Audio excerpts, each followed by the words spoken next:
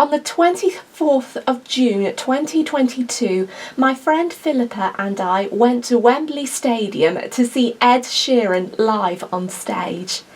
I decided to film a video on musical concerts from an autistic perspective, but before I start, I want to say that this video is not sponsored. This is my own review based on my own experiences through the eyes of an autistic adult. The last concert I attended was 10 years ago when I went to see Elton John at Watford Football Club. I had a great time and honestly, I missed seeing musical performances live on stage. When Philippa invited me to see Ed Sheeran live, I was over the moon.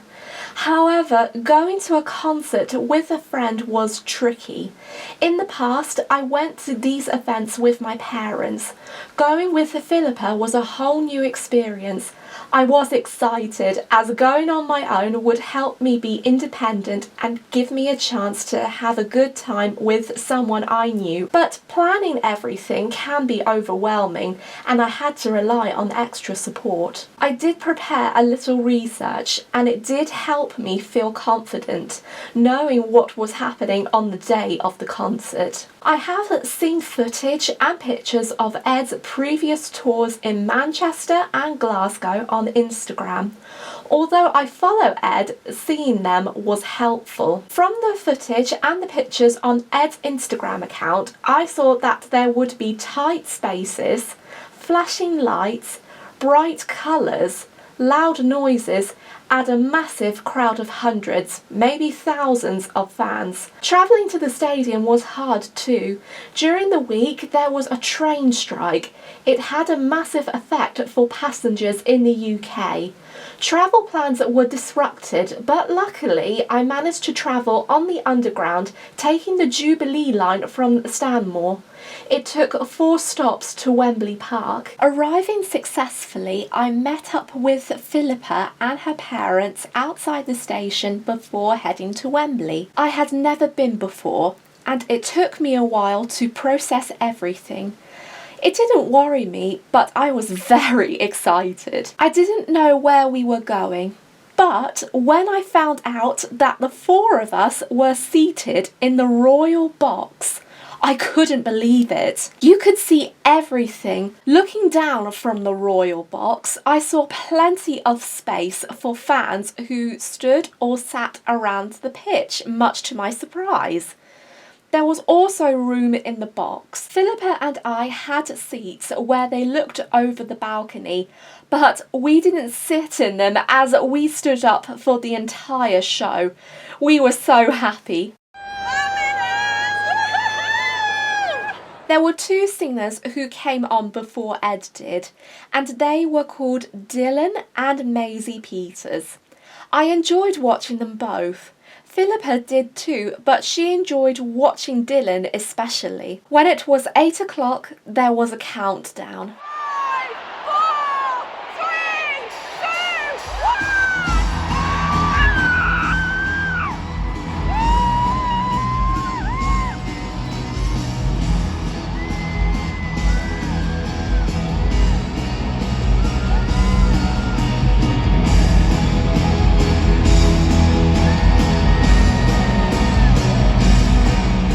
The stage curtain lifted into the air with massive crowds cheering. However, there was a technical issue when Ed's mic wasn't switched on during tides.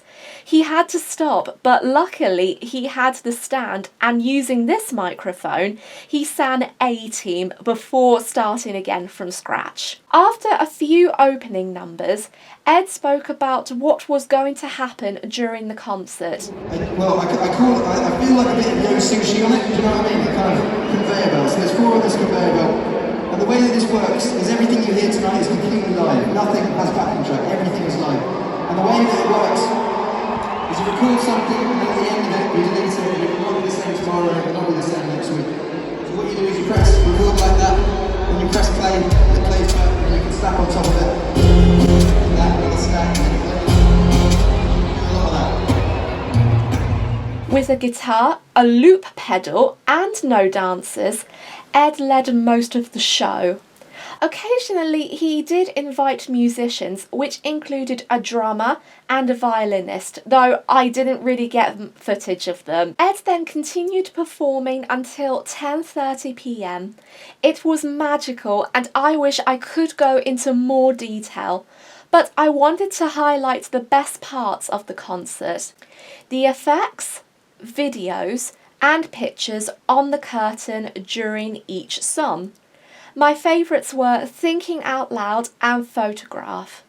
But what was my main highlight of the video effects, as well as the whole show, was seeing the beautiful flower video effects and pictures during Perfect. Oh, the stage looked like a forest in the moonlight, and I fell in love with the performance.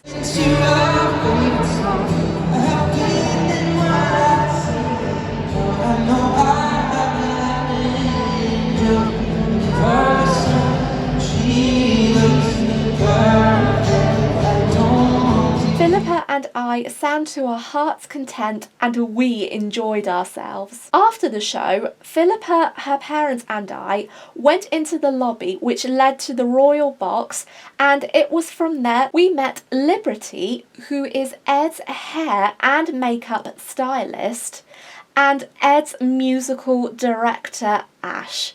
They were a pleasure to talk to, and although I never got pictures with them, chatting with them and seeing them smile was another highlight. When we left the stadium afterwards, we stood in a very long queue outside the stadium to get to the station. But, and I kid you not, while we were waiting, we joined the best queue ever. And it was thanks to the security team who managed to keep everyone calm, but they also lifted spirits as the security team decided to play music for the crowd to sing along to. Touching you, touching you.